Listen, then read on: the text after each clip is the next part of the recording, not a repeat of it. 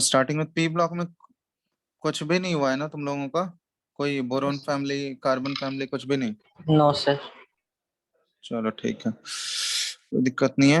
हम लोग स्टार्ट करते हैं। ये भी इम्पोर्टेंट चैप्टर है, P block one of the most important chapter है इनऑर्गेनिक का। ठीक है, तो इससे क्वेश्चंस देखोगे तुम्हारे बोर्ड्स में भी अच्छा खासा क्वेश्चन आता है, तुम्हारे स्कूल एग्जाम्स में भी और जेई में भी। तो सबसे पहले हम लोग चलो पी ब्लॉक में पहला आज स्टार्ट करेंगे।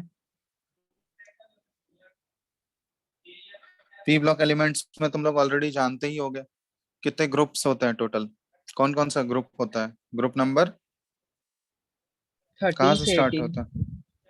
13 से लेके 18 तक। तो ये सारे ग्रुप के बारे में हम लोग को सेपरेटली पढ़ना है। 13 से लेके 18 तक पूरा ग्रुप के सारे एलिमेंट्स नहीं, उसके कुछ कुछ इंपॉर्टेंट एलिमेंट्स के बारे में डिस्कस करेंगे, और जो जो इंपॉर्टेंट कंपाउंड्स को फॉर्म करता है उसके बारे में। तो सबसे पहले हम लोग स्टार्ट कर रहे हैं ग्रुप 13 से। बोरोन फैमिली इसको बोलते हैं। क्यों बोरोन फैमिली? क्योंकि बोरोन इसका ग्रुप 13 का पहला एलिमेंट है, इसीलिए इसी के नाम से जाना जाता है ना, बोरोन फैमिली। चलो अब इस ग्रुप 13 के एलिमेंट्स तुम लोग फटाफट बताते जाओ।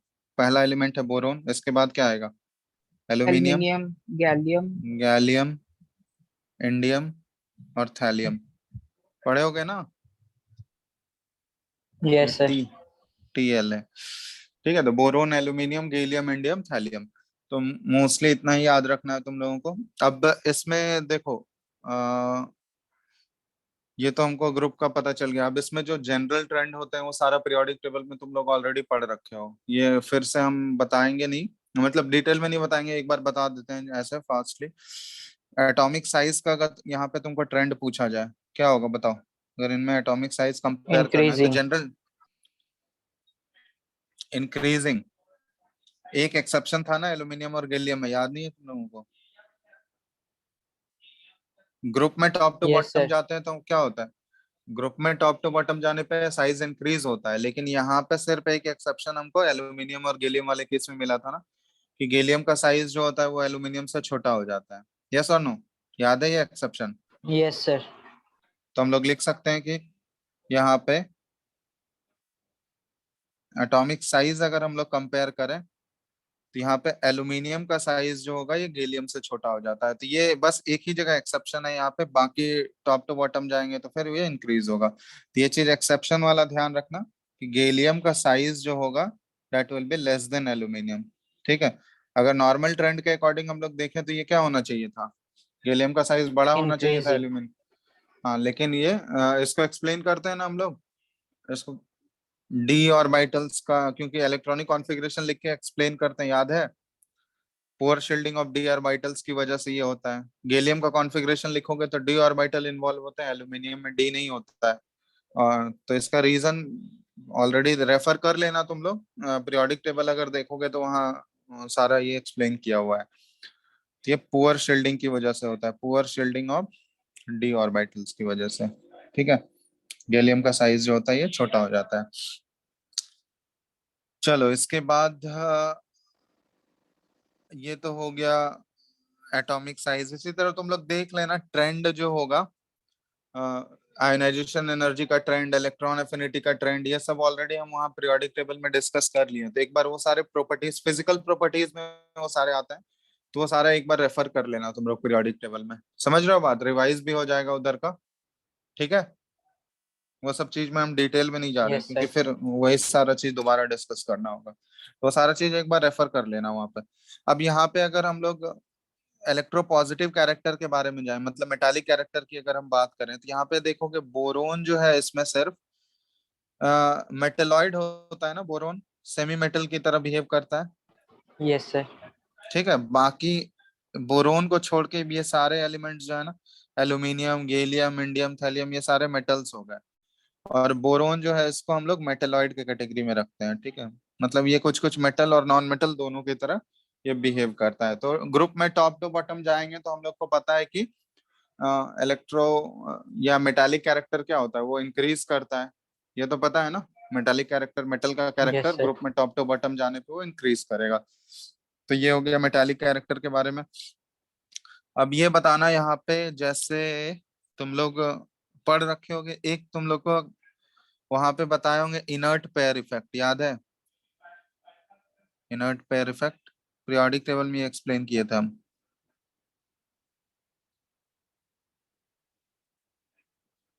याद है इनर्ट पेयर इफेक्ट? बोलो जल्दी से, बोलो हाँ या नहीं। No sir. No sir. नहीं याद है किसी को? तो इनर्ट पेयर इफेक्ट बेसिकली क्या होता है ना, जैसे ये पी ब्लॉक एलिमेंट्स में ज्यादातर देखा गया है।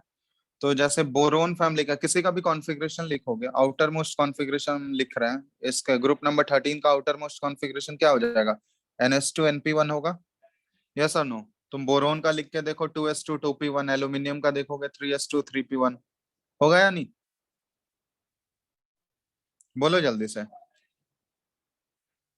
Yes sir. Yes sir. NH2 NP1 होगा ना, कॉन्फ़िगरेशन लिख के देखना, हम आउटर मोस्ट कॉन्फ़िगरेशन की बात कर रहे हैं। तो बोरोन का लिखोगे 1s2 2s2 2p1 है, तो आउटर मोस्ट का 2s2 2p1 हो गया बोरोन का। एल्यूमिनियम का देखोगे 3s2 3p1, गैलियम का देखोगे 4s2 4p1 है, इंडियम का 5s2 5p1 होगा। तो इस तरह से ये जनरल कॉन्फ़िगरेशन हम लोग NH2 NP1। तो यहाँ पे देखोगे कि आउटर मोस्ट जनरली इलेक्ट्रॉन का लॉस कहाँ से होता है? इलेक्ट्रॉन का लॉस या गेन होगा वो आउटर मोस्ट सेल से ही होगा। तो यहाँ पे हम लोग ऑक्सीडेशन स्टेट की बात कर रहे हैं, ठीक है? क्योंकि जनरली इसमें देख रहे हैं ये सारे जो भी हैं ये सारे मेटालिक कैरेक्टर शो कर रहे हैं, एक बोरोन को छोड़ के। बोरोन भी कभी कभी मेटल की तरह बिहेव करता है। तो इसके पास अगर इलेक्ट्रॉन लूज करने की एबिलिटी के बारे में बात करें तो इसके पास दो ऑप्शन है। या तो ये तीनों इलेक्ट्रॉन लूज करेगा आउटर मोस्ट का, तो अगर तीनों इलेक्ट्रॉन लूज करेगा तो ये ऑक्सीडेशन स्टेट कौन सा शो करेगा? ये +3। समझ रहे हो बात? अगर तीनों लूज कर यस दिया सर। तो +3 शो करेगा। या फिर एक और पॉसिबिलिटी है कि ये सिर्फ पी का एक इलेक्ट्रॉन लूज कर सकता है, एस का दो इलेक्ट्रॉन लूज नहीं करेगा, तो उस केस में ये क्या होगा? +1 शो करेगा। +1। ठीक है, तो दो ऑक्सीडेशन स्टेट इसमें पॉसिबल है ग्रुप नंबर 13 में, एक +3 एक +1। तो इसमें होता क्या है कि जैसे जैसे हम लोग ग्रुप में टॉप टू बॉटम जाते हैं ना, तो देखोगे +1 का ऑक्सीडेशन स्टेट जो है उसका स्टेबिलिटी बढ़ता है। ठीक है, स्टेबिलिटी ऑफ ग्रुप नंबर 13 की बात कर रहे हैं हम लोग, तो यहाँ पे हम लोग लिख सकते हैं stability of +1 oxidation state. +1 oxidation state, ठीक है, increases down the group, increases down the group. और +1 का ऑक्सीडेशन स्टेट अगर इंक्रीज करेगा डाउन द ग्रुप तो +3 का क्या होगा? स्टेबिलिटी ऑफ +3, बोलो। डिक्रीज। डिक्रीज करेगा। स्टेबिलिटी ऑफ +3 ऑक्सीडेशन स्टेट जो है, ऑक्सीडेशन स्टेट ये डिक्रीजेस, ठीक है, यहाँ पे लिख दे रहे हैं हम डिक्रीजेस डाउन द ग्रुप। तो इसको हम लोग एक्सप्लेन करते हैं, यही चीज होता है इनर्ट पेयर इफेक्ट से ही एक्सप्लेन होता है। ये बेसिकली है क्या कि इनर्ट पेयर इफेक्ट में क्या होता है ना कि आउटर मोस्ट शेल का जो एस का दो इलेक्ट्रॉन है ना, ये बॉन्डिंग में पार्टिसिपेट नहीं हो पाता है, इसकी वजह से जो ऑक्सीडेशन स्टेट है यही इनर्ट पेयर है। तो मतलब ये आउटर मोस्ट का एस का दो इलेक्ट्रॉन जो है ये बॉन्डिंग के लिए अवेलेबल नहीं रहता है। और बॉन्डिंग के लिए अगर ये एस का दो इलेक्ट्रॉन अवेलेबल नहीं होगा तो ऑब्वियसली यहाँ देखो, अगर ये दो इलेक्ट्रॉन पार्टिसिपेट नहीं कर पाएगा बॉन्डिंग में, सिर्फ एक ही तो उस केस में क्या होगा? यहाँ अगर ग्रुप नंबर 13 की बात करें तो उस केस में सिर्फ पी का एक इलेक्ट्रॉन लूज हो पाएगा। और अगर पी का एक इलेक्ट्रॉन लूज हो पाएगा तो वो कौन सा ऑक्सीडेशन स्टेट शो करेगा? +1। तो ये इसका जो इनर्टनेस है ना, इनर्टनेस मतलब बॉन्डिंग में पार्टिसिपेट नहीं करने वाला एबिलिटी, वो ग्रुप में टॉप टू बॉटम जाते हैं तो वो बढ़ता है। ठीक है, क्यों बढ़ता है? क्योंकि ग्रुप में टॉप टू बॉटम जाएंगे तो हमको पता है कि वही पुअर शील्डिंग, क्योंकि जब हम लोग कॉन्फ़िगरेशन नीचे का लिखोगे ये सारे एलिमेंट्स जैसे इंडियम और थैलियम में तुम देखो इसका कॉन्फ़िगरेशन लिखोगे तो इनर शेल्स में डी और एफ के ऑर्बिटल्स दोनों इन्वॉल्व होंगे। यस और नो? खुद बताओ तुम लोग। जब यस इंडियम सर। और थैलियम का कॉन्फ़िगरेशन लिखोगे तुम लोग तो डी डी तो आई डी तो गैलियम में ही आ रहा था, इंडियम और थैलियम में जाओगे तो और नीचे जाते जाओगे तो जैसे थैलियम में देखोगे तो इसमें डी और एफ दोनों ऑर्बिटल्स इन्वॉल्व होंगे इनर मोस्ट सेल में, होंगे ना? और हमको पता है कि डी और एफ ऑर्बिटल्स का शील्डिंग जो होता है वो बहुत ही पुअर होता है, एफ का तो इनफैक्ट नेग्लिजिबल ही होता है और डी का भी काफी पुअर है। ठीक है, तो पुअर शील्डिंग होने की वजह से क्या होता है कि आउटर मोस्ट NH2 इलेक्ट्रॉन पे ना न्यूक्लियस का अट्रैक्शन बहुत ज्यादा बढ़ जाता है। और आउटर मोस्ट NH2 इलेक्ट्रॉन पे अगर न्यूक्लियस का अट्रैक्शन बहुत ज्यादा इंक्रीज हो जाएगा तो ये S के दो इलेक्ट्रॉन को लूज करने नहीं देता है। और s का 2 इलेक्ट्रॉन अगर ये लूज नहीं हो पाएगा तो सिर्फ कौन सा इलेक्ट्रॉन वहां पे, क्या पॉसिबिलिटी है उसके अलावा? p में एक P. इलेक्ट्रॉन है बस, तो p के ही एक इलेक्ट्रॉन को वो लूज कर पाता है। इसीलिए जो ऑक्सीडेशन स्टेट है वो देखोगे ग्रुप नंबर 13 में +1 जो होता है वो ज्यादा स्टेबल है, जैसे जैसे हम लोग ग्रुप में नीचे जाते हैं। तो यहाँ पे अगर तुमको स्टेबिलिटी ऑर्डर कंपेयर करने बोला जाएगा, स्टेबिलिटी ऑर्डर, तो यहाँ पे हम लोग देखेंगे अगर +1 का स्टेबिलिटी तुमसे पूछा गया ना, तो ये Tl+1 का स्टेबिलिटी सबसे ज्यादा, इसके बाद इंडियम प्लस, इसके बाद गैलियम प्लस, इसके बाद एल्यूमिनियम प्लस और बोरोन प्लस। समझ रहे हो बात? Yes, sir. ये स्टेबिलिटी है। +1 का स्टेबिलिटी जो है डाउन द ग्रुप जाने पे वो इंक्रीज करेगा, और +3 का स्टेबिलिटी क्या होगा? +3 के स्टेबिलिटी की अगर बात Decrease करें हम लोग, करेगा. डिक्रीज करेगा। तो थैलियम +3 सबसे छोटा, ये, और एल्यूमिनियम, बोरोन को एक्सक्लूड कर दो, बोरोन जनरल, चलो ये बोरोन को हटा के बात करते हैं, ठीक है। बोरोन मेटल नहीं है, सेमी मेटल है, तो उसको चलो एल्यूमिनियम तक ही रखते हैं हम लोग कॉन्फाइंड, ठीक है। तो एल्यूमिनियम देखोगे, जनरली एल्यूमिनियम का मैक्सिमम जितने भी कंपाउंड्स देखोगे उसमें तुमको क्या +3 ऑक्सीडेशन स्टेट ही मिलता है ना, वैलेंसी। जब भी तुम लोग एल्यूमिनियम का कंपाउंड देखे होगे, हमेशा उसमें वैलेंसी कितना मिलता है उसका? +3 मिलता है। कहीं पे +1 देखे हो क्या एल्यूमिनियम में? बताओ, बोलो जल्दी से। No, aluminium sir. का कंपाउंड कभी +1 देखे हो? हमेशा वो +3 ऑलवेज शो करता है, तो +3 वाला इसका सबसे ज्यादा स्टेबल है। और +3 का स्टेबिलिटी अगर हम लोग टॉप टू बॉटम जाएंगे तो ये डिक्रीज करेगा, और +1 का स्टेबिलिटी टॉप टू बॉटम जाने पे ये इंक्रीज करेगा, ठीक है। तो ये है इनर्ट पेयर इफेक्ट। तो यहाँ पे एक स्टेटमेंट तुम लोग ऐड कर सकते हो इनर्ट पेयर इफेक्ट में, कि द टेंडेंसी, ऐसे लिख सकते हो,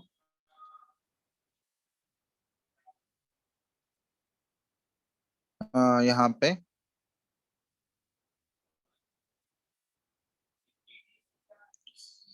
एक्चुअली रुको, स्टेटमेंट इसका लिख लो।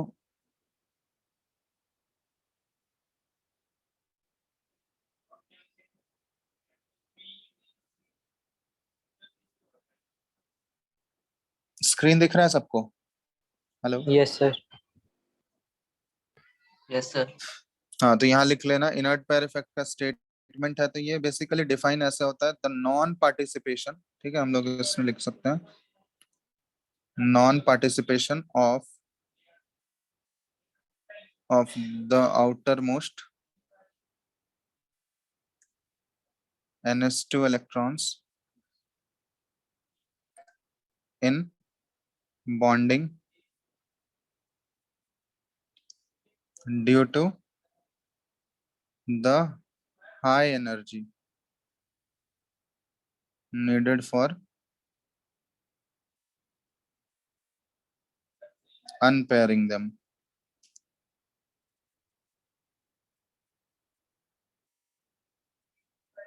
Because of the increased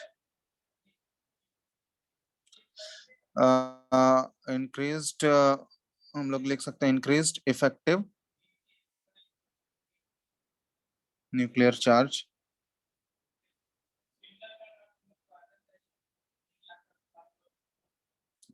of nucleus on the outermost NS2 electrons, ठीक है। तो यही है बेसिकली इनर्ट पेयर इफेक्ट।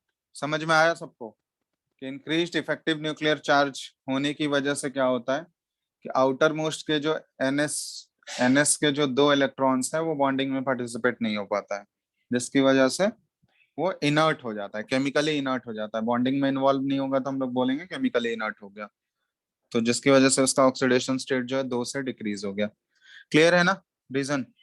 कोई दिक्कत? बताओ, फटाफट बोलो।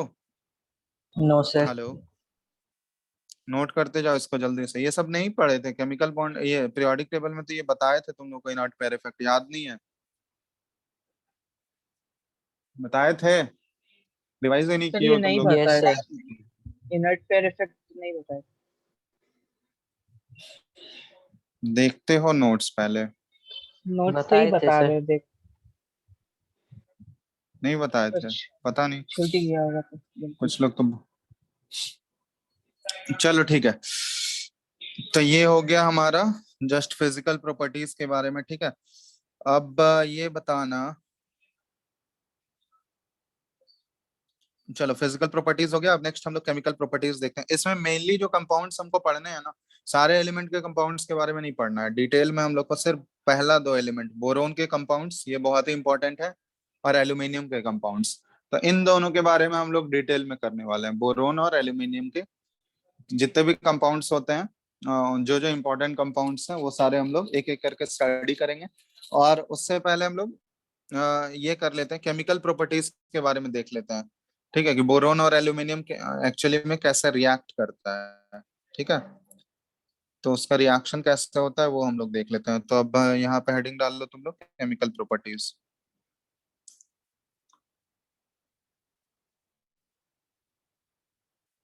Chemical properties.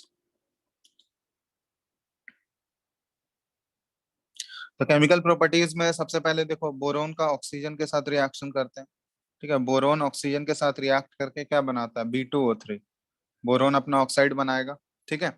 जैसे एल्यूमिनियम का भी ऑक्सीजन के साथ रिएक्शन कराओगे तो क्या बनाएगा, Al2O3, यस और no? Yes aluminium sir. Oxide जैसे बनता है उसी तरह बोरोन भी ऑक्सीजन के साथ रिएक्ट करके बोरोन भी अपना ऑक्साइड बनाता है, जिसको B2O3 बोलते हैं, ठीक है।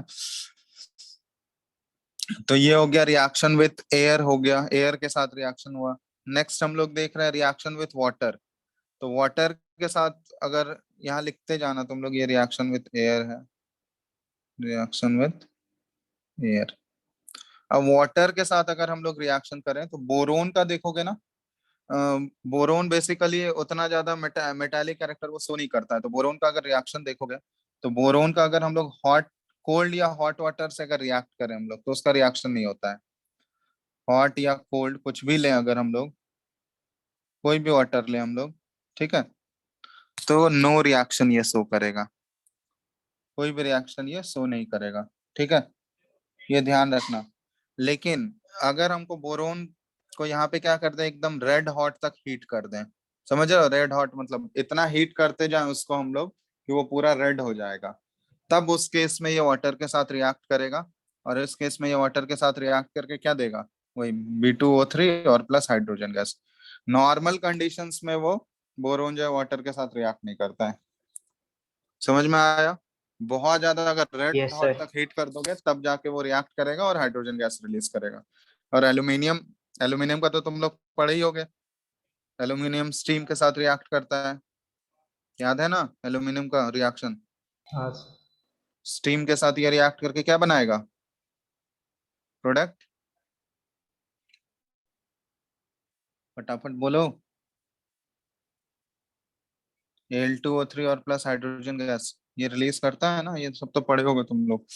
एल्यूमिनियम का रिएक्शन पढ़े होगे। बोरोन में देख लो, बोरोन हॉट या कोल्ड वाटर से रिएक्ट नहीं करेगा, बहुत ही रेड हॉट कर दोगे बोरोन को हीट करके तब जाके वो रिएक्ट करेगा और हाइड्रोजन गैस देगा, ठीक है। चलो तीसरा हम लोग एसिड के साथ रिएक्शन देखते हैं। एसिड में देखोगे बोरोन डाइल्यूट एसिड से रिएक्ट नहीं करता है, बोरोन प्लस या डाइल्यूट HCl अगर यूज करोगे या डाइल्यूट H2SO4 करोगे तो इस केस में कोई भी रिएक्शन नहीं होगा। लेकिन यही अगर कॉन्सेंट्रेटेड एसिड हम लोग ले लें तो उस केस में ये रिएक्ट करेगा, ठीक है, जैसे बोरोन का हम लोग रिएक्शन कराएं कॉन्सेंट्रेटेड H2SO4 के साथ, तो उस केस में ये रिएक्ट करेगा और रिएक्ट करने के बाद क्या बनाता है ये ध्यान देना, H3BO3 बोरिक एसिड बनाता है, ठीक है, ये इंपॉर्टेंट कंपाउंड है, इसके बारे में पढ़ेंगे हम लोग। H3BO3 बोरिक एसिड और प्लस सल्फर डाइऑक्साइड गैस, ये ध्यान देना। डाइल्यूट एसिड के साथ बोरोन रिएक्ट नहीं करेगा, लेकिन कॉन्सेंट्रेटेड एसिड अगर यूज करोगे तो ये, जैसे कॉन्सेंट्रेटेड सल्फ्यूरिक एसिड यूज किए तो बोरिक एसिड प्लस SO2, इसी तरह अगर हम लोग नाइट्रिक एसिड यूज करें, बोरोन प्लस HNO3, ठीक है, कॉन्सेंट्रेटेड नाइट्रिक एसिड, तो यहाँ भी देखोगे ये इसके साथ रिएक्ट करके क्या बना रहा है, H3BO3, और प्लस कौन सा गैस यहाँ रिलीज होगा बताओ तो, नाइट्रिक एसिड के साथ, कौन सा गैस रिलीज होगा? Nitrous oxide. नाइट्रस ऑक्साइड नहीं, नाइट्रोजन डाइऑक्साइड, NO2। ठीक है, NO2 gas yes sir. Release होता है। चलो, बट एल्यूमिनियम का रिएक्शन नाइट्रिक एसिड के साथ नहीं होता है। एल्यूमिनियम जो है, अगर इसका तुम रिएक्शन करना चाहोगे, सल्फ्यूरिक एसिड के साथ तो रिएक्ट कर जाता है, बट ये एल्यूमिनियम का रिएक्शन नाइट्रिक एसिड के साथ नहीं होता है। कॉन्सेंट्रेटेड HNO3 अगर यूज करोगे तो ये देखोगे इसके साथ ये रिएक्शन नहीं होता है। क्यों नहीं रिएक्शन होता है? क्योंकि तुम लोग को पता होगा कॉन्सेंट्रेटेड नाइट्रिक एसिड एक ऐसे भी नाइट्रिक एसिड तुम नॉर्मल फॉर्म में भी यूज करोगे तो पावरफुल ऑक्सीडाइजिंग एजेंट होता है। पढ़े हो तुम लोग? नाइट्रिक एसिड जो होता है वो बहुत ही पावरफुल ऑक्सीडाइजिंग एजेंट होता है। यस और नो? यस। तो अगर पावरफुल ऑक्सीडाइजिंग एजेंट है तो वो एल्यूमिनियम को तुरंत ऑक्सीडाइज कर देगा, और एल्यूमिनियम को ऑक्सीडाइज करके क्या बना देता है ना, उसके ऊपर एक ऑक्साइड का लेयर बना देगा।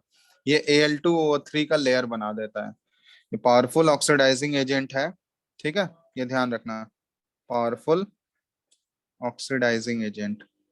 अब पावरफुल ऑक्सीडाइजिंग एजेंट है मतलब तुरंत ये एल्यूमिनियम को ऑक्सीडाइज करेगा, और ऑक्सीडाइज करने पे देखोगे उस पे एल्यूमिनियम के ऊपर एक पैसिव लेयर टाइप का बन गया। ये पैसिव लेयर होता है। पैसिव लेयर मतलब क्या होता है? Inert layer. वो उसको फर्दर जो है रिएक्शन में पार्टिसिपेट होने नहीं देगा।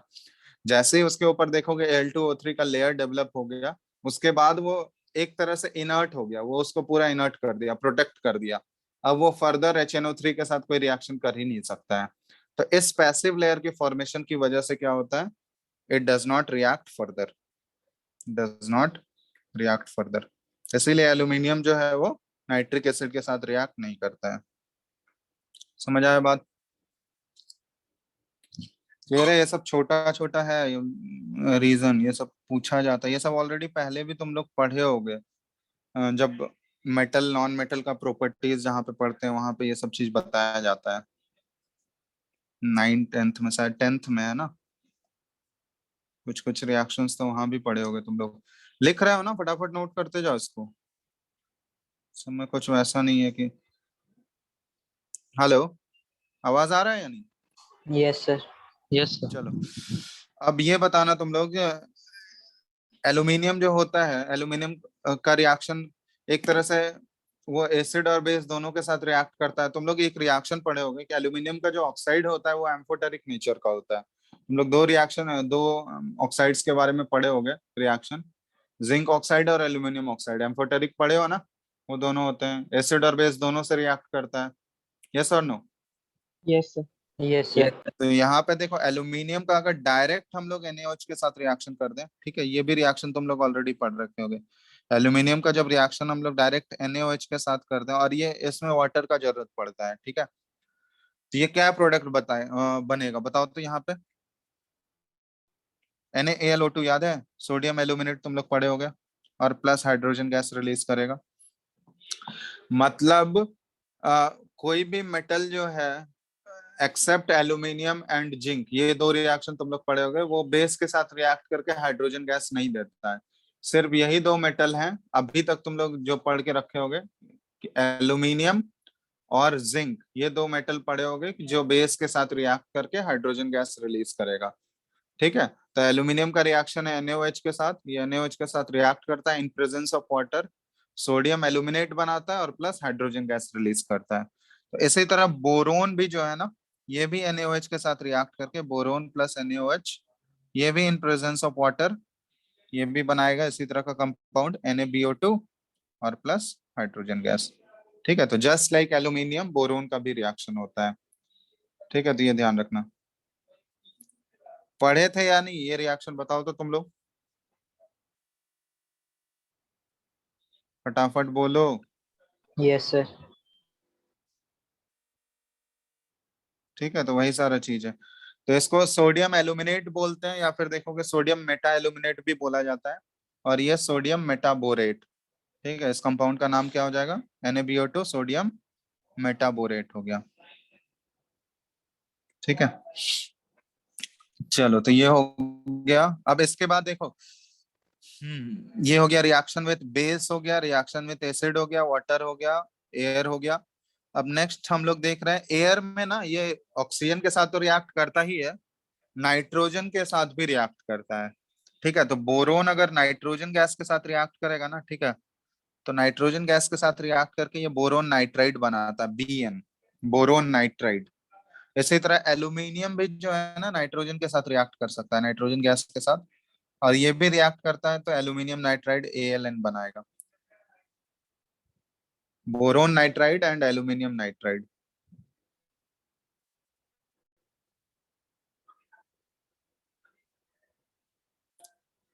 ठीक है, तो ये हो गया boron nitride and aluminium nitride. Nitrogen के साथ भी रिएक्ट करेगा ये एयर में, और ये नाइट्राइड्स का फॉर्मेशन करता है।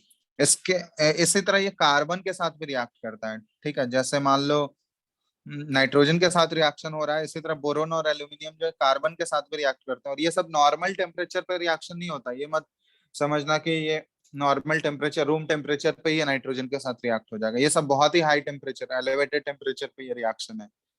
क्लियर है ना, ये ध्यान रखना, ये सब जो नाइट्रोजन गैस के साथ रिएक्शन है ये बहुत ही एलिवेटेड टेम्परेचर पे होता है। उसी तरह कार्बन के साथ भी अगर रिएक्शन होगा, बोरोन प्लस कार्बन देखोगे, तो ये इस टाइप का कंपाउंड बनाता है, कार्बाइड बनाता है, B4C कार्बाइड, ये फॉर्मूला होता है इसका B4C, ये बोरोन कार्बाइड हो गया। और एल्यूमिनियम अगर कार्बाइड बनाता है AlC, तो एल्यूमिनियम का कार्बाइड बनता है Al4C3, ये ध्यान रखना, बोरोन का कार्बाइड का फॉर्मूला होगा B4C, ठीक है, और एल्यूमिनियम का जो कार्बाइड बनता है ये Al4C3, इस टाइप का कार्बाइड है।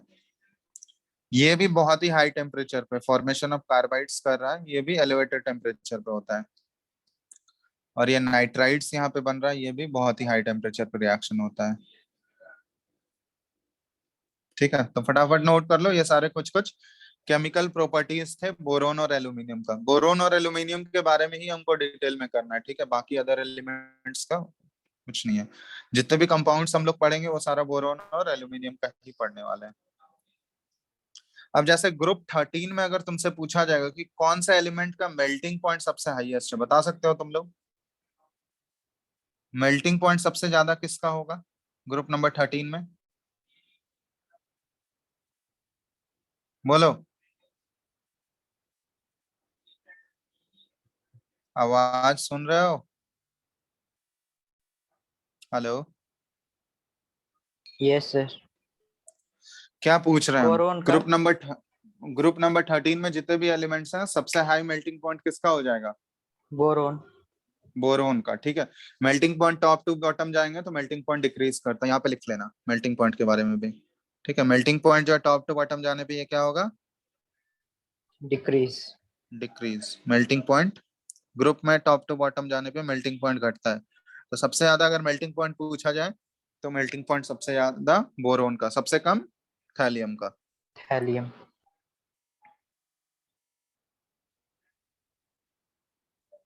चलो, तो ये सारे हो गए केमिकल प्रॉपर्टीज, मतलब कैसे ये रिएक्ट करता है बहुत सारे केमिकल स्पीसीज के साथ, वो हम लोग देख लिया।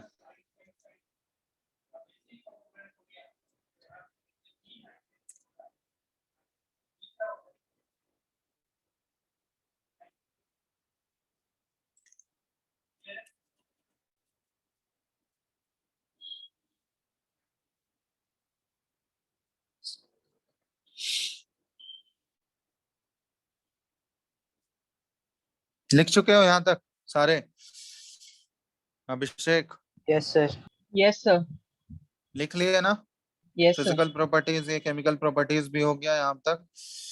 चलो, अब हम लोग इसके कंपाउंड्स के बारे में स्टडी कर रहे हैं, और हम जिस दिन ये जितना बता देंगे आज के क्लास में, इतना तुम लोग उसी दिन जाके एनसीईआरटी से पढ़ना। ठीक है, ये इंपॉर्टेंट है, इसमें एक एक लाइन एनसीईआरटी से पढ़ना है, क्योंकि एनसीईआरटी से डायरेक्ट क्वेश्चन पूछा जाता है, बीच से भी उठा के कोई भी लाइन से क्वेश्चन पूछ दिया जाता है।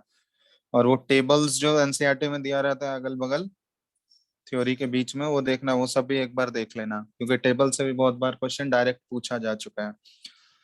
तो जितना भी ये जैसे जैसे चैप्टर कवर होते जा रहा है, मतलब जो भी बोरोन फैमिली में हम जहां तक आज बताएंगे, एक बार तुरंत उसी दिन जाके पढ़ोगे पूरा। पूरा मतलब क्या, जितना कवर हुआ है उतना ही पढ़ना है, ठीक है, उतना ही पढ़ो तो काफी। ठीक है, तो याद भी रहेगा ये उस तरह से। अगर छोड़ दोगे कि बाद में पढ़ेंगे तब तो फिर भूल जाओगे। ये सब चीज है ना, रिवाइज करने का। रिवाइज नहीं करते रहोगे तो ये सब भूल जाओगे तुरंत। ठीक है, ये सब रिएक्शंस अगर नहीं ध्यान में रहेगा तुमको, एक बार अगर जैसा भी पढ़े रहोगे तो कुछ दिन तक तो याद रहेगा, फिर बाद में रिवाइज करना पड़ेगा। तो इसलिए अच्छे से एक बार प्रॉपर रीडिंग करके रखोगे तो बाद में उतना टाइम नहीं लगने वाला है, रिकॉल होते जाएगा तुरंत तुरंत। क्लियर है ना? तो इसको जैसे जैसे कर रहे हैं उसी तरह तुम लोग भी कंप्लीट करते जाना। चलो, तो इसके बाद हम लोग कंपाउंड्स के बारे में पढ़ते हैं। तो सबसे पहले हम लोग कंपाउंड्स देखने वाले हैं बोरोन के। बोरोन एंड इट्स कंपाउंड, कौन कौन से कंपाउंड्स होते हैं जिसके बारे में। तो बोरोन बेसिकली देखोगे ये फ्री स्टेट में नहीं पाया जाता है। बोरोन जनरली हमेशा कंबाइंड स्टेट में है, फ्री स्टेट में ये अकर नहीं करता है। तो बोरोन कंबाइंड स्टेट में पाया जाता है, और कंबाइंड स्टेट में ये अलग अलग डिफरेंट कंपाउंड्स के फॉर्म में दिखता है। सबसे पहले जैसे इसका पहला कंपाउंड है बोरेक्स। बोरेक्स का नाम सुने होगे तुम लोग, जैसे नहीं सुने हो तो यहाँ पे देख लो। बोरेक्स का फॉर्मूला क्या होता है? Na2B4O7 dot 10H2। ये बोरेक्स का फॉर्मूला, ये बहुत ही इंपॉर्टेंट कंपाउंड है। इसके स्ट्रक्चर के बारे में हम लोग देखेंगे। तो ये बोरेक्स हो गया, Na2B4O7 डॉट 10H2O। ये हो गया बोरेक्स। दूसरा इसका कंपाउंड होता है, ठीक है, बोरिक एसिड। बोरिक एसिड अभी ऊपर बताए थे ना, फॉर्मूला क्या हो जाएगा? H3BO3। H3BO3। ठीक है, ये बोरिक एसिड हो गया। तीसरा होता है कोलमेनाइट। कोलमेनाइट का फॉर्मूला होता है, ये कैल्शियम के साथ इसका कंपाउंड है, Ca2B6O11 डॉट 5H2O। ठीक है, और चौथा इसका कंपाउंड है करनाइट। करनाइट हो गया Na2B4O7 डॉट 4H2O। ठीक है, तो ये सारे कुछ कुछ कंपाउंड्स हैं जो कि बोरोन के पाए जाते हैं। और इसके साथ तुम लोग बोरेन्स के बारे में पढ़े होगा। डाई बोरेन सुने हो? बोरेन का एक कंपाउंड होता है die borane. Die borane B2H6 नहीं सुने हो एक बार भी? कोई नहीं सुना है डाई बोरेन? सुने थे। ये तो सुने होगे। इसका बॉन्डिंग नहीं पढ़े हो तुम लोग? डाई बोरेन का 3 सेंटर 2 इलेक्ट्रॉन बॉन्ड होता है, जो ये सब बनाना पढ़े बॉन्डिंग, जिस बनाना बॉन्डिंग बोला जाता है। पढ़े थे। क्या बाकी लोग तो रिस्पॉन्ड ही नहीं कर रहे हो? Hello, yes sir. Yes sir। क्या पढ़े हो या नहीं तुम लोग? डाइबोरेन का स्ट्रक्चर पढ़े हो? बॉन्डिंग कैसे होता है डाइबोरेन में? कौन कौन बता सकता है डाइबोरेन के बारे में? किसको किसको याद है इसका बॉन्डिंग?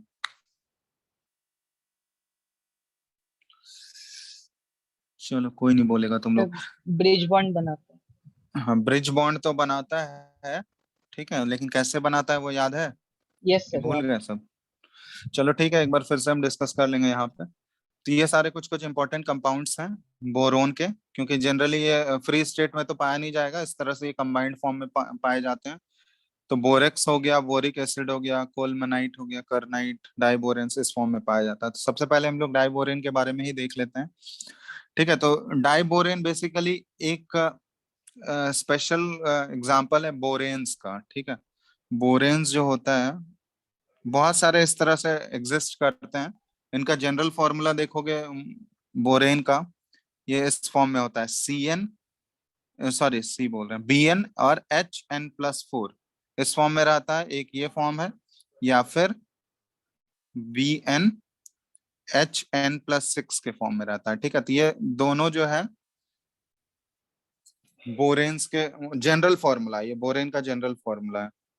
तो इस तरह से बहुत सारे डिफरेंट बोरेन्स एग्जिस्ट करते हैं। उसमें से एक स्पेशल टाइप का बोरेन है जिसके बारे में पढ़ना है हम लोगों को, जिसको बोलते हैं हम लोग डाइबोरेन। और जितने भी बोरेन्स होते हैं ना, ये सारे इलेक्ट्रॉन डेफिशिएंट स्पीसीज होते हैं। जितने भी बोरेन है ये सारे इलेक्ट्रॉन डेफिशिएंट स्पीसीज, या फिर लुईस एसिड्स बोलते हैं इनको। लुईस एसिड्स पढ़े होगे ना? Lewis acid, Yes sir। Electron deficient species है। क्यों इलेक्ट्रॉन डेफिशिएंट स्पीसीज है? क्योंकि इसके पास वेकेंट ऑर्बिटल रहता है, इसका ऑक्टेट जो है वो कंप्लीट नहीं होता है। तो अगर कहीं से भी इसको अगर इलेक्ट्रॉन पेयर मिल रहा होगा तो ये आसानी से उस इलेक्ट्रॉन पेयर को एक्सेप्ट कर सकता है। इसलिए देखोगे ये एक तरह से लुईस एसिड की तरह बिहेव कर सकता है, वेकेंट ऑर्बिटल होने की वजह से ये आसानी से इलेक्ट्रॉन पेयर को एक्सेप्ट कर सकते हैं।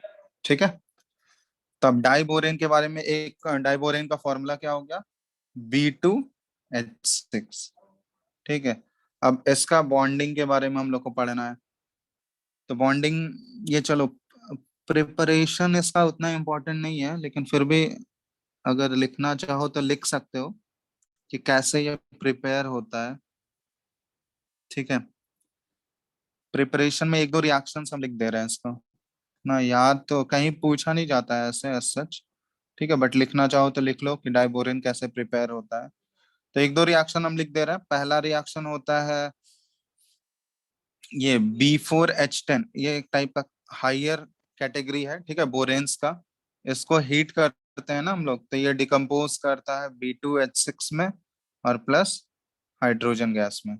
ठीक है, और प्लस यहाँ पे और भी मिक्सचर्स बनाते हैं। ठीक है, हायर बोरेन्स बनता है, हायर बोरेन। तो यहाँ से एक हमको डाइबोरेन हमको B2H6 ही चाहिए। ठीक है, तो एक ये मेथड हो गया प्रिपरेशन का। दूसरा मेथड ये होता है, ठीक है, ये BCl3 बोरोन ट्राइक्लोराइड लिया जाता है और हाइड्रोजन गैस के साथ इसका ट्रीटमेंट किया जा रहा है, और ये इलेक्ट्रिकल डिस्चार्ज कराया जा रहा है। करंट इलेक्ट्रिसिटी इसमें पास करेंगे हम लोग। ठीक है, इलेक्ट्रिसिटी पास करके इसका डिस्चार्ज कराया जाता है, इलेक्ट्रिकल डिस्चार्ज। तो यहाँ पे देखोगे इलेक्ट्रिकल डिस्चार्ज है, तो इससे बनता है B2H6 डाइबोरेन और प्लस HCl। ठीक है, तो ये इसका मेथड ऑफ प्रिपरेशन है दूसरा। ठीक है, तीसरा ये LiAlH4 लिथियम एल्यूमिनियम हाइड्राइड इसको बोलते हैं।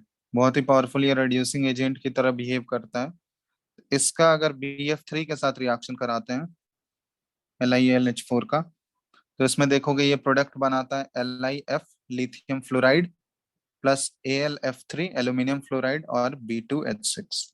ठीक है, तो ये कुछ कुछ कॉमन मेथड्स हैं इस डाइबोरेन को प्रिपेयर करने का। ठीक है, बस लिख लो इसको ऐसे, सच कहीं भी तुमको नहीं पूछा जाएगा कि डाइबोरेन कैसे प्रिपेयर किया जाता है। डाइबोरेन में मेनली जो क्वेश्चन पूछा जाता है इससे, इसके स्ट्रक्चर से रिलेटेड पूछा जाता है, और केमिकल प्रॉपर्टीज में कुछ कुछ रिएक्शंस हम लिखेंगे, वो केमिकल प्रॉपर्टीज की वजह से आता है क्वेश्चन। हाँ, डाइबोरेन का एक और चीज हम लिख दे रहे हैं, ये लिख लियो तुम लोग, प्रिपरेशन वाला रिएक्शन लिख चुके हो?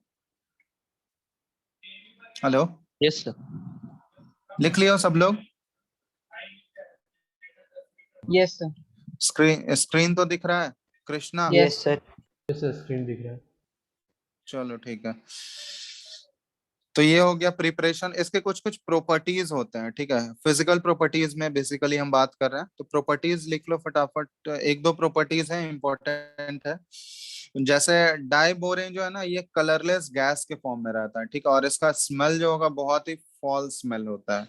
यहाँ पे लिख सकते हैं ये कलरलेस गैस है विथ ए फॉल स्मेल। ठीक है, बहुत ही गंदा स्मेल होता है और टॉक्सिक भी होता है इनफैक्ट ये। ठीक है, थोड़ा सा ये हाईली टॉक्सिक गैस है। तो colourless gas with fall smell, और ये बहुत ही ज्यादा इनफ्लेमेबल गैस है, मतलब आसानी से ये आग पकड़ सकता है, और ये एयर में बर्न करता है ग्रीन फ्लेम के साथ। समझ रहे हो? एक्सट्रीमली रिएक्टिव, यहाँ पे ऐसा लिख लेना, बहुत ही ज्यादा हाईली रिएक्टिव और इनफ्लेमेबल गैस होता है। Extremely reactive, inflammable gas, Burns in air, यहाँ पे लिख लेना Burns in air with green flame. ठीक है, ग्रीन फ्लेम के साथ ये बर्न करता है। इलेक्ट्रॉन डेफिशिएंट स्पीसीज है, तो यहाँ ध्यान रखना, ये आसानी से इलेक्ट्रॉन पेयर को एक्सेप्ट कर सकता है और उसके साथ बॉन्डिंग बना सकता है, तो ये लुईस एसिड की तरह काम कर सकता है। ठीक है,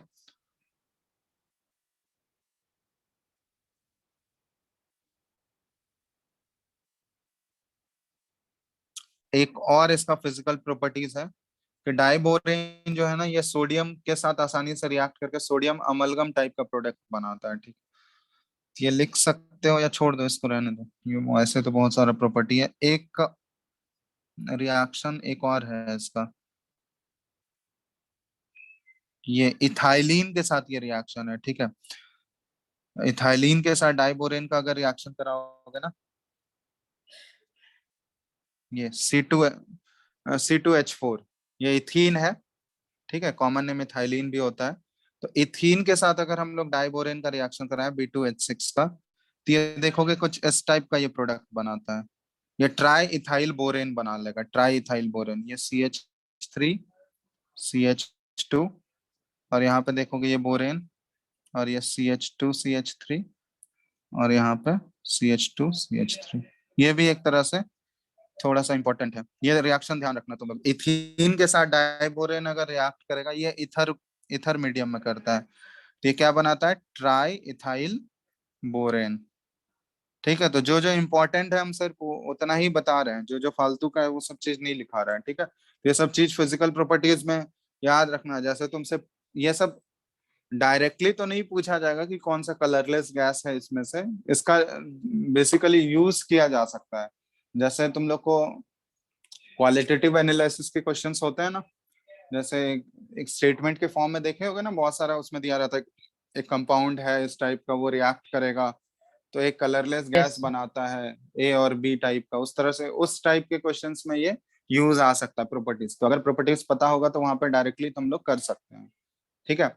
जैसे तुमसे ये पूछ देगा, जैसे यहाँ पे अभी डाइबोरेन का रिएक्शन हम कराएंगे, तो वहां पे बताया जाएगा डाइबोरेन का कैरेक्टरिस्टिक्स। ये ध्यान रखना कि ये कलरलेस गैस होता है, ऐसे लिख के देगा कि ये गैस इवॉल्व हो रहा है जो कि एयर में ग्रीन फ्लेम के साथ बर्न करता है। कलरलेस गैस है जो कि बहुत ही ज्यादा रिएक्टिव है और एयर में ग्रीन फ्लेम के साथ बर्न करता है। तो तुमको पता नहीं नहीं रहेगा कौन सा गैस है, तो फिर नहीं कर पाओगे ना, ठीक है। तो इसलिए ये सब चीज ध्यान रखना जरूरी है, थोड़ा बहुत कैरेक्टरिस्टिक्स। तो ये हो गया इसका फिजिकल प्रॉपर्टीज से रिलेटेड है ये। अब नेक्स्ट हम लोग देख रहे हैं डाइबोरेन का केमिकल रिएक्शंस, केमिकल प्रॉपर्टीज। उसके बाद स्ट्रक्चर पे जाएंगे हम। तो केमिकल प्रॉपर्टीज में कुछ कुछ इंपॉर्टेंट केमिकल प्रॉपर्टीज हैं इसके, मतलब कैसे ये रिएक्ट करता है। तो केमिकल प्रॉपर्टीज में डाइबोरेन का आ गया।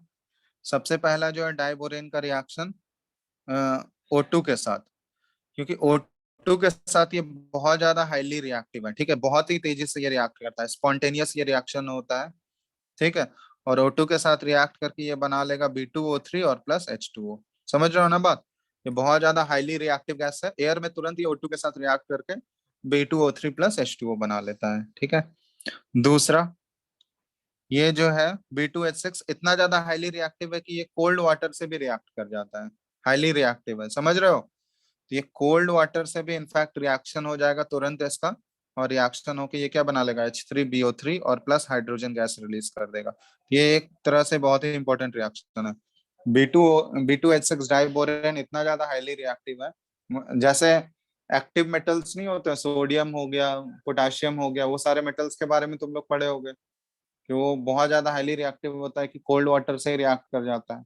तो उसी तरह डाइबोरेन भी एक तरह से है कि कोल्ड वाटर से भी रिएक्ट करके ये हाइड्रोजन गैस रिलीज कर देगा, ठीक है। तीसरा, ये वही जो एमलगम वाला बात कर रहे थे, B2H6 जो है ये सोडियम के साथ रिएक्ट करता है, और सोडियम के साथ रिएक्ट करके ये एमलगम बनाता है, ये B2H6Na2।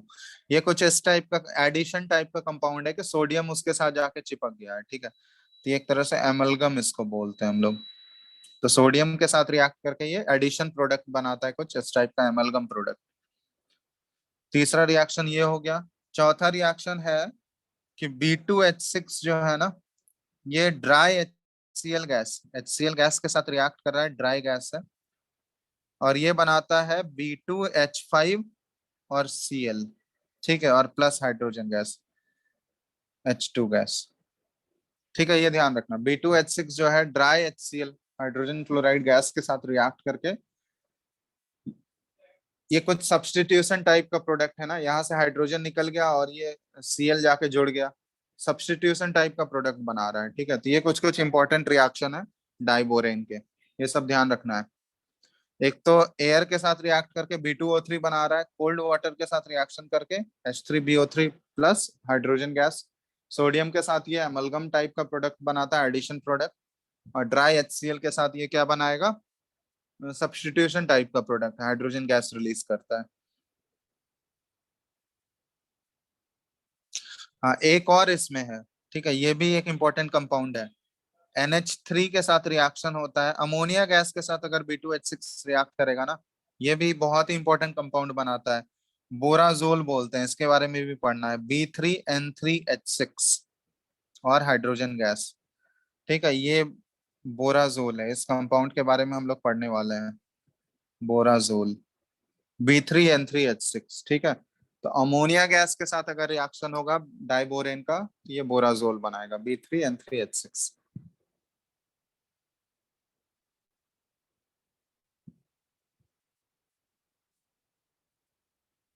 चलो फटाफट इसको नोट करो।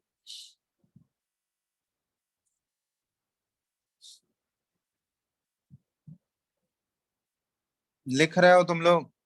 Sanjeev, Yes, sir. Yes sir. चलो अब यहाँ पे हम इसके स्ट्रक्चर के बारे में डिस्कस करेंगे। तो स्ट्रक्चर ऑलरेडी बहुत लोग को पता ही होगा, जिसको नहीं पता है वो देख लो। ठीक है, डाइबोरेन का स्ट्रक्चर कैसा होता है।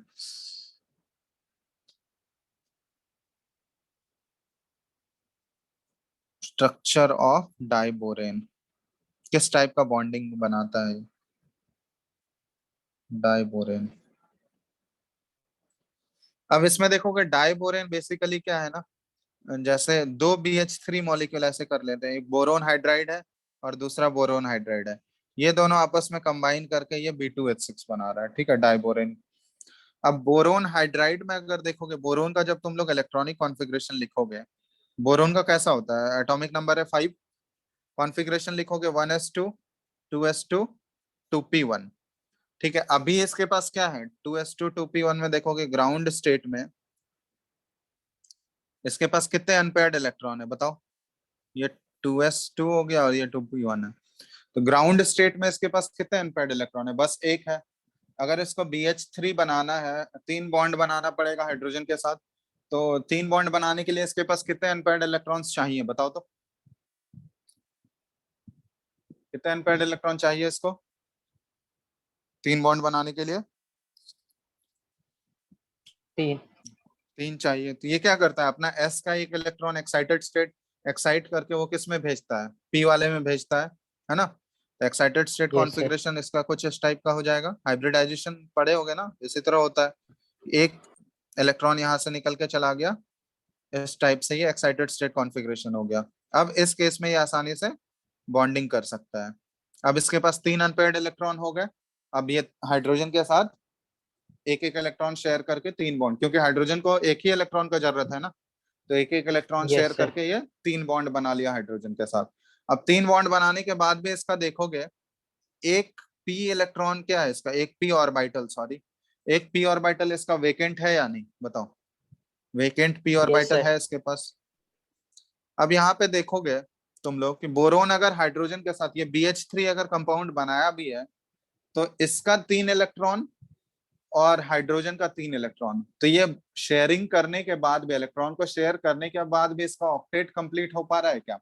आउटर मोस्ट शेल में 3 + 3 6 ही इलेक्ट्रॉन आ पा रहे हैं बोरोन के, यस और नो। Yes, sir.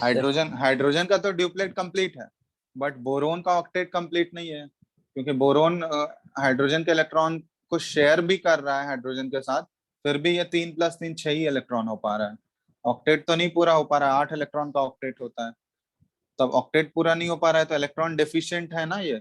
कहीं से भी अगर इसको 2 इलेक्ट्रॉन मिलेगा तो आसानी से ये इलेक्ट्रॉन पेयर को एक्सेप्ट कर सकता है। और कहाँ पे ये एक्सेप्ट, अब इलेक्ट्रॉन पेयर अगर वो एक्सेप्ट करेगा तो उस इलेक्ट्रॉन को रखने के लिए उसके पास खाली ऑर्बिटल भी तो होना चाहिए ना। तो इसके पास, बोरोन के पास खाली ऑर्बिटल है या नहीं, ये बताओ। है सर। वेकेंट है, ये वाला जो ऑर्बिटल है वेकेंट p ऑर्बिटल, इसमें ये आसानी से इलेक्ट्रॉन पेयर एक्सेप्ट कर सकता है। तो ये तो इलेक्ट्रॉन डेफिशिएंट स्पीसीज है, अगर कोई इसको इलेक्ट्रॉन डोनेट करना चाहेगा तो ये आसानी से इलेक्ट्रॉन को एक्सेप्ट करके वो आसानी से बॉन्ड बना सकता है उसके साथ। ठीक है, तो अब यहाँ देखो किस टाइप का, ये दो BH3 मॉलिक्यूल जो है आपस में किस टाइप से बॉन्डिंग करते हैं, तो वही डाइबोरेन बनाता है। तो दोनों के पास देखो दोनों सेम ही टाइप के मॉलिक्यूल हैं, तो दोनों के पास हमको पता है कि एक एक वेकेंट ऑर्बिटल है। ये इस टाइप से यहाँ पे बॉन्डिंग होता है डाइबोरेन का। अगर हम लोग आना चाहें तो ये देखो, यहाँ पे बोरोन है, एक बोरोन और ये दूसरा बोरोन, ठीक है। तो ये हाइब्रिडाइज्ड ऑर्बिटल हम लोग दिखा रहे हैं यहाँ पे, ठीक है। बोरोन जो है, एक बोरोन जो है ये हाइड्रोजन के साथ यहाँ पे एक एक इलेक्ट्रॉन शेयर कर लिया ये, और इधर हाइड्रोजन के साथ एक एक इलेक्ट्रॉन शेयर कर लिया, ठीक है। और ये हाइड्रोजन के साथ यहाँ पे एक एक इलेक्ट्रॉन शेयर कर लिया, ठीक है। अब इसका एक ऑर्बिटल ये क्या है, वेकेंट ऑर्बिटल है, यस और नो। ये वाला जो ऑर्बिटल है हम यहाँ डॉटेड से शो कर रहे हैं, एक ऑर्बिटल इसके पास वेकेंट है ना। Yes, sir. चलो अब दूसरे वाले बोरोन का क्या होता है। अगर इन दोनों का आपस में बॉन्ड बनाना है तो बोरोन, हमको पता है कि बोरोन के आउटर मोस्ट शेल में क्या है, तीन ही अनपेयर्ड इलेक्ट्रॉन्स है ना। तो तीनों अनपेयर्ड इलेक्ट्रॉन तो ये हाइड्रोजन के साथ ही यूज कर लिया, तीनों अनपेयर्ड इलेक्ट्रॉन ये हाइड्रोजन के साथ ही यूज कर लिया है ना। Yes, sir. इसी तरह दूसरा वाला बोरोन के पास भी तीन ही अनपेयर्ड इलेक्ट्रॉन होगा, वो तीनों अनपेयर्ड इलेक्ट्रॉन वो भी तीनों हाइड्रोजन के साथ ही यूज कर लेगा। तो अगर वो सारा अनपेयर्ड इलेक्ट्रॉन यूज हो चुका है इनका, तब बोरोन और बोरोन इनको अगर आपस में बॉन्ड बनाना है तो वो अनपेयर्ड इलेक्ट्रॉन है ही नहीं, तो बॉन्डिंग कैसे हो पाएगा। तो यहाँ पे कुछ इस टाइप से अरेंजमेंट होता है ना, ताकि ये आसानी से बॉन्ड बना सके। तो अरेंजमेंट कैसे होता है, देखो पहला वाला बोरोन का जिस साइड ये अनपेयर्ड इलेक्ट्रॉन वाला है, ठीक है, दूसरे वाले बोरोन का देखोगे उस साइड क्या होता है, उस साइड कौन पॉइंट करता है, जो खाली ऑर्बिटल है ना वो इस साइड पॉइंट कर रहा है, ठीक है। ये खाली ऑर्बिटल इस साइड पॉइंट कर रहा है, समझ में आ रहा है बात। Yes, sir. और बाकी जो तीन जो अनपेयर्ड इलेक्ट्रॉन कैरी कर रहा था, ठीक है, ये वाला ये इधर घूमा हुआ है, ठीक है, ये इधर है। ये तीन ऑर्बिटल जो है ये हम लोग ऐसे शो कर दिए, ये तीनों यहाँ पे ये हाइड्रोजन के साथ, इधर भी ये हाइड्रोजन के साथ बॉन्ड बनाया हुआ है, ठीक है। और ये भी यहाँ पे हाइड्रोजन के साथ बॉन्ड बनाया होता है, ये कुछ इस टाइप से हाइड्रोजन के साथ ये शेयरिंग किया हुआ है, ठीक है। अब देखो ये फर्स्ट बोरोन है, ये सेकंड बोरोन है। तो फर्स्ट वाले बोरोन का देखो वेकेंट ऑर्बिटल इस साइड लाई कर रहा है, सेकंड वाले बोरोन का वेकेंट ऑर्बिटल इस साइड ओरिएंट हो रहा है। तो अब ये वेकेंट ऑर्बिटल क्या है, वो जो हाइड्रोजन, ये बोरोन का एक इलेक्ट्रॉन इन्वॉल्व था और हाइड्रोजन के एक इलेक्ट्रॉन इन्वॉल्व था। अब उसको शेयर करने वाले कितने एटम्स के बीच में, वो दो ही इलेक्ट्रॉन है, बट दो इलेक्ट्रॉन जो है कितने एटम्स के बीच में शेयर हो रहा है बताओ तो। 3. तीन एटम। ये उस दो इलेक्ट्रॉन को ये पहला वाला बोरोन भी शेयर कर रहा है, हाइड्रोजन एटम भी शेयर कर रहा है, और दूसरा वाला बोरोन भी शेयर कर रहा है। उसी तरह ये वाला जो अगर हम लोग देख रहे हैं, इधर भी दो इलेक्ट्रॉन का ही शेयरिंग हो रहा है, उसमें भी तीन एटम्स इन्वॉल्व है, बोरोन हाइड्रोजन और बोरोन। तो हम लोग क्या बोल सकते हैं कि ये किस टाइप का यहाँ पे बॉन्डिंग एक टाइप का बन रहा है, ये देखोगे अगर इसको हम लोग रिप्रेजेंट करें बॉन्डिंग होने के बाद ये कुछ इस टाइप का अरेंजमेंट आ जाएगा, ठीक है। बोरोन ये देखोगे ये हाइड्रोजन, ये हाइड्रोजन, ठीक है, ये दूसरा बोरोन, ये हाइड्रोजन और ये हाइड्रोजन। तो ये हाइड्रोजन देखोगे ना कुछ इस टाइप का, ये ब्रिज टाइप का काम करता है। ये क्या है यहाँ पे, इस टाइप से ये ब्रिज टाइप का, ये दोनों बोरोन को क्या कर रहा है, एक तरह से कनेक्ट कर रहा है, ठीक है। ये ब्रिज हाइड्रोजन कहलाते हैं। और ये ब्रिज हाइड्रोजन जो है ये प्लेनर नहीं होते, ये सेम प्लेन में लाई नहीं करेंगे। मतलब जिस प्लेन में ये बोरोन और हाइड्रोजन है, ये चार जो है ये टर्मिनल हाइड्रोजन जो है ये सारे सेम प्लेन में होंगे। लेकिन ये दोनों जो है, दो जो ब्रिज हाइड्रोजन है ये क्या कहलाते हैं, ब्रिज हाइड्रोजन। ये जो ब्रिज हाइड्रोजन होंगे, ये ब्रिज हाइड्रोजन जो है ये उसी प्लेन में लाई नहीं करेंगे, ये आउट ऑफ द प्लेन होंगे, समझ रहे हो बात। Yes, sir. तो वो सेम प्लेन में लाई नहीं करते हैं, ठीक है। क्योंकि सेम प्लेन में क्यों नहीं लाई करेगा, क्योंकि अब जो इसका ये इसका जो हाइब्रिडाइजेशन हो गया, अब क्या हो गया, ये sp3 हो गया है ना। पहले जो BH3 में इसका हाइब्रिडाइजेशन अगर तुमसे पूछा जाएगा, BH3 में बोरोन का हाइब्रिडाइजेशन क्या था, sp2 था। SP2. BH3 में बोरोन का Yes, हाइब्रिडाइजेशन sir. क्या था, sp2 ट्राइगोनल प्लेनर, ये तो प्लेनर होगा। लेकिन अगर वो B2H6 बना लिया, तो B2H6 बनाने से क्या हो गया, अब एक्स्ट्रा बॉन्ड भी तो वहां डेवलप हो गया ना। अब एक्स्ट्रा बॉन्ड डेवलप होने के बाद उसका हाइब्रिडाइजेशन sp2 से किस में चेंज हो गया है? sp3 में। sp3 तो sp3 वाला अरेंजमेंट क्या प्लेनर होता है क्या, ये बताना। sp3 कोई भी मॉलिक्यूल है वो सेम प्लेन में लाई करता है क्या? no sir तो अब वो प्लेनर मॉलिक्यूल नहीं रहा, ठीक है। तो ये कुछ इस टाइप का बॉन्डिंग होता है इसमें। स्क्रीन दिख रहा है या नहीं तुम लोगों को? हाँ yes सर sir दिख रहा है ठीक है। तो अब बॉन्डिंग के बाद अगर इसको हम लोग रिप्रेजेंट करना चाहें तो ये कुछ इस टाइप का देखोगे। ये बोरोन है, ये दूसरा बोरोन है, ये कुछ इस टाइप का बनाना शेप का ये बॉन्ड बन जाता है, ठीक है। ये कुछ इस टाइप का बॉन्डिंग आ जाता है, इसीलिए इसको बनाना बॉन्ड भी बोला जाता है शेप की वजह से, ठीक है। ये कुछ देखोगे इस टाइप का है। ये एक हाइड्रोजन इधर, हाइड्रोजन इधर, और ये हाइड्रोजन है ना। यहाँ पे ये हाइड्रोजन है और ये हाइड्रोजन, तो ये शेप जो होता है ना ये बनाना की तरह रिसेंबल करता है, इसलिए इसको बनाना बॉन्डिंग बोला जाता है, और कुछ नहीं है बनाना बॉन्ड। या फिर इसको कॉमनली बोला जाता है 3 centre 2 electron bond. 3 centre 2 electron bond, ये समझ पा रहे हो? 3 सेंटर 2 इलेक्ट्रॉन बॉन्ड, Yes. क्यों? 3 सेंटर पे वो शेयर हो रहा है, मतलब 3 एटम के बीच में शेयर हो रहा है, और कितने इलेक्ट्रॉन शेयर हो रहा है? 2 इलेक्ट्रॉन, इसलिए इसको 3 सेंटर 2 इलेक्ट्रॉन बॉन्ड बोला जाता है। ये एक्चुअली ये बीच में बेंड क्यों हो रहा है, बताओ तो। ये बीच में बेंड क्यों हो रहा है? ये जो बनाना शेप जो बन रहा है इस तरह से, ये दोनों हाइड्रोजन के रिपल्सन की वजह से हो रहे हैं, ठीक है। ये हाइड्रोजन एटम यहाँ पे, ये हाइड्रोजन एटम यहाँ पे, तो ये कुछ ज्यादा ही क्लोज होते हैं, ठीक है। तो क्लोजनेस होने की वजह से ये दोनों हाइड्रोजन क्या करते हैं, एक दूसरे को रिपेल करते हैं।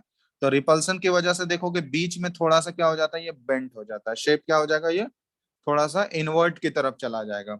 और ये इनवर्ट जाने की वजह से ये अपियरेंस जो हो जाता है इसका बनाना हो जाता है, बनाना की तरह, इसलिए इसको बनाना बॉन्डिंग बोला जाता है। समझ रहे हो ना?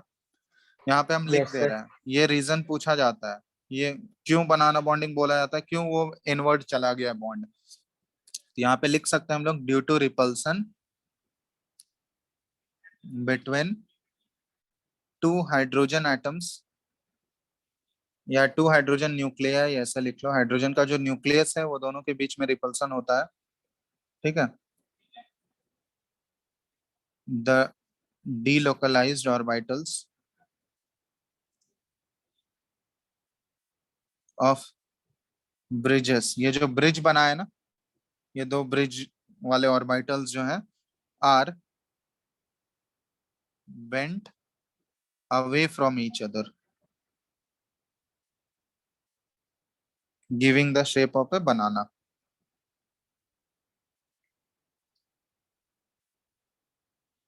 ठीक है। इसलिए इसको बनाना बॉन्डिंग भी बोला जाता है, ठीक है। yes चलो, sir तो ये हो गया डाइबोरेन से रिलेटेड। अब डाइबोरेन का देखो, इसमें इसके स्ट्रक्चर से रिलेटेड कुछ कुछ पॉइंट्स भी कभी कभी पूछ लिए जाते हैं, ठीक है। तो ये देखो, इसका एंगल वैंगल हम लिखा दे रहे हैं, ठीक है। ये जो हाइड्रोजन है ना, ये दो टाइप के, अब यहाँ पे बोरोन और हाइड्रोजन के बीच का बॉन्ड दिखेगा तुम लोगों को। एक तो ये प्लेनर वाला, ठीक है। 4 बॉन्ड जो होंगे बोरोन और हाइड्रोजन के, ये एक जैसे होंगे, ठीक है, ये चारों। और बाकी जो दो डिफरेंट होगा ये हम यहाँ पे शो कर रहे हैं, ये ब्रिज वाला, ये हाइड्रोजन, ये हाइड्रोजन, ठीक है। इस तरह से ये एक हाइड्रोजन यहाँ पे और एक, ठीक है। तब यहाँ पे इसके कुछ कुछ कैरेक्टरिस्टिक्स हैं, यहाँ पे बॉन्ड एंगल से रिलेटेड और बॉन्ड लेंथ से रिलेटेड कुछ कुछ डेटा है मेरे पास, ये लिख लो। तो ये वाला जो बॉन्ड एंगल होता है ना, ये ब्रिज और ये बोरोन के प्लेन के बीच में जो बॉन्ड एंगल हो जाएगा, ये 97 डिग्री का एंगल होता है, ठीक है।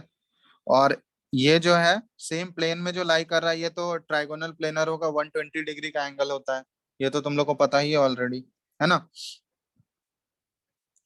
ये 120 yes डिग्री का, sir और ये वाला जो एंगल होगा बोरोन और ये ब्रिज वाला जो हाइड्रोजन है उसके बीच का जो प्लेन बनता है, उस दोनों प्लेन के बीच में 97 डिग्री का बॉन्ड एंगल आता है, ठीक है। और ये, और क्या है, एक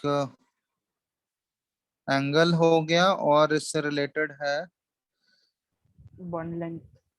बॉन्ड लेंथ से रिलेटेड हम लिख सकते हैं इसमें। बॉन्ड लेंथ अगर देखोगे तो बॉन्ड लेंथ इसका जो है, सर नॉर्मल हाइड्रोजन और ब्रिज वाले हाइड्रोजन के बीच का एंगल कितना होता है? नॉर्मल हाइड्रोजन और ये ब्रिज वाले हाइड्रोजन के बीच। तो उसके बीच में हमको क्या लेना देना, हम लोग प्लेन का एंगल कंपेयर कर रहे हैं ना, तो वो दोनों थोड़ी ना प्लेन ट्राई करेंगे। ये जो है बोरोन, ये तो बोरोन के ही प्लेन में है ना। नॉर्मल हाइड्रोजन तो वो तो बोरोन के ही प्लेन में लाई करेगा ना, जिस प्लेन में बोरोन होगा वो उसी प्लेन में होगा। समझ रहे हो बात? Yes sir. तो सेम प्लेन में लाई कर रहा है तो उसका जो प्लेन वाला जो एंगल होगा वो तो उतना ही होगा ना। अरे जिस प्लेन में बोरोन है उसी प्लेन में वो टर्मिनल हाइड्रोजन से ये चारों, तब उस प्लेन से ये 97 डिग्री बना रहा है।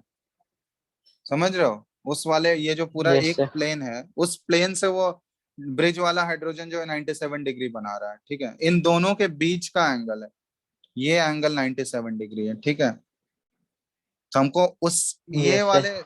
इन दोनों, एक जो ये ऊपर वाला ब्रिज हाइड्रोजन बन रहा है और ये दूसरा जो ब्रिज हाइड्रोजन, इन दोनों के बीच का 97 डिग्री है। ठीक है, अब इससे ये हाइड्रोजन से कितना बना रहा होगा उससे हमको कोई मतलब नहीं है उतना। सारा थोड़ी ना, जो इम्पोर्टेंट है वो बता रहे हैं हमसे। ठीक है, सारा ऐसे थोड़ी ना कुछ भी पूछ लिया जाएगा, जो जो इम्पोर्टेंट है वो हम लिख दे रहे हैं यहाँ पे। ठीक है, इसके बाद बॉन्ड लेंथ यहाँ पे डेटा है मेरे पास। बॉन्ड लेंथ का डेटा देखोगे 119, ये इसका होता है 119, या फिर ये ऐसे लिख लो, ये जो टर्मिनल हाइड्रोजन्स है ना, ठीक है, जो प्लेनर वाले हाइड्रोजन्स है, इसका देखोगे 119 पिकोमीटर है ना। 119 पिकोमीटर, या एंगस्ट्रम में देखोगे 1.19 एंगस्ट्रम होता है, 1.19 एंगस्ट्रम। ठीक है, 119 पिकोमीटर या फिर 1.19 एंगस्ट्रम। और ये ब्रिज वाला जो हाइड्रोजन बी और ये हाइड्रोजन के बीच का जो बॉन्ड होगा ब्रिज वाला, ये थोड़ा सा लंबा हो जाता है। ठीक है, ये मेरे पास है डेटा इसका, ये हो जाता है 1.23 एंगस्ट्रम है, 1.23 एंगस्ट्रम। क्लियर है? तो थोड़ा सा ये स्ट्रेच हो जाता है क्योंकि वहां पे इलेक्ट्रॉन डेफिशिएंसी है ना, तो इलेक्ट्रॉन डेफिशिएंसी होने की वजह से वो बॉन्ड क्या हो जाता है, थोड़ा सा लंबा हो जाता है। जहां पे इलेक्ट्रॉन का कमी होगा जिस बॉन्ड में देखोगे, वो इलेक्ट्रॉन डेफिशिएंट होने की वजह से क्या होते हैं कि वो बोरोन हाइड्रोजन का बॉन्ड लेंथ जो हो जाता है वो बड़ा हो जाता है। क्लियर है? ये डिफरेंस ध्यान रखना। ये सारे, अगर तुमसे यहाँ पे पूछा जाएगा कि सारा बोरोन हाइड्रोजन का बॉन्ड लेंथ सेम होता है क्या, ये बताओ तो। No sir. No. No sir. ठीक है, सारा बोरोन हाइड्रोजन का बॉन्ड लेंथ सेम नहीं होगा। जो ब्रिज वाला बॉन्ड लेंथ होगा बोरोन हाइड्रोजन का, वो बॉन्ड लेंथ जो होगा वो planar bond length boron hydrogen से लंबा होगा। ठीक है, यस सर। तो ये ध्यान रखना। और क्यों लंबा हो जाता है वो, इसका रीजन भी है, क्योंकि वो बॉन्ड में क्या, इलेक्ट्रॉन का डेफिशिएंसी है। और इलेक्ट्रॉन डेफिशिएंट बॉन्ड्स जो होते हैं वो, इलेक्ट्रॉन डेफिशिएंट बॉन्ड्स देखोगे हमेशा वो लॉन्गर होता है than the electron rich bonds. ठीक है, जितना ज्यादा इलेक्ट्रॉन का डेफिशिएंसी होगा बॉन्ड में, बॉन्ड लेंथ उतना ज्यादा इंक्रीज होगा उसमें।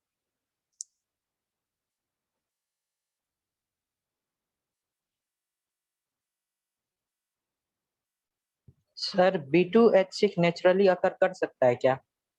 हाँ, नेचुरली अगर करता है।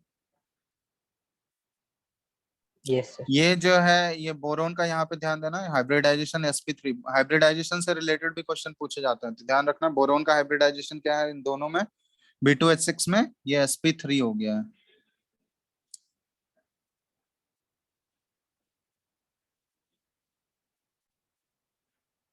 चलो, तो ये सारा रिलेटेड था डाइबोरेन से। अब समझ में आया सारा डाइबोरेन का स्ट्रक्चर? क्लियर है सबको या कोई डाउट है अभी भी? क्लियर है सर। तो यहाँ पे लिख लेना, इसमें 4 टर्मिनल हाइड्रोजन एटम्स हैं जो कि सेम प्लेन में लाई करेंगे, 4 टर्मिनल हाइड्रोजन एटम्स। और 2 ब्रिज हाइड्रोजन एटम्स होते हैं यहाँ पे, 2 ब्रिज हाइड्रोजन एटम्स, ठीक है, जो कि एक ब्रिज की तरह एक्ट करेगा, जो दोनों बोरोन को क्या करता है, कनेक्ट करता है। तो ये था डाइबोरेन से रिलेटेड। अब डाइबोरेन बेसिकली इसका यूज बहुत ज्यादा होता है, जब ऑर्गेनिक में मेनली रिएक्शंस पढ़ोगे ना, तो डाइबोरेन एक बहुत ही इंपॉर्टेंट जो है रेड्यूसिंग एजेंट की तरह भी बिहेव करता है डाइबोरेन, ठीक है। तो देखोगे डाइबोरेन को यूज किया जाता है as an important reducing agent, as an, या एज ए रेड्यूसिंग एजेंट लिख लो, केमिकल रिएक्शंस में ये रेड्यूसिंग एजेंट की तरह यूज किया जाता है इन ऑर्गेनिक रिएक्शंस, ठीक है। इसको बहुत जगह देखोगे फ्यूल की तरह भी यूज किया जाता है इसको, क्योंकि ये बहुत ही ज्यादा बर्न कर सकता है ना, हाईली रिएक्टिव होता है, एयर में तुरंत ये बर्न कर जाएगा, तो ये फ्यूल की तरह भी यूज होता है। तो इसको यूज किया जाता है, यूज्ड फॉर प्रिपेयरिंग सब्सटेंसेस